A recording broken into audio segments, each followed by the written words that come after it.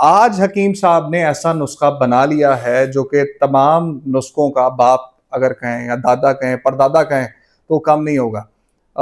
हकीम साहब से पूछते हैं वो क्या नुस्खा है, उसमें एक नुस्खे में इतनी सी दवाई आपने खानी है और उसमें हर चीज का इलाज है। हकीम साहब क्या बना लिया?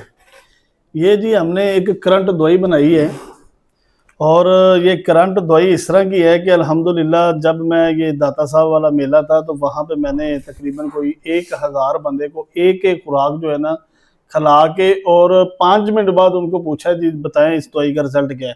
उन्होंने कहा जी हमारे घुटनों में दर्द थी, जो पट्टे दर्द करते थे, सर में दर्द थी, वो ठीक हो गया उसी टाइम ही।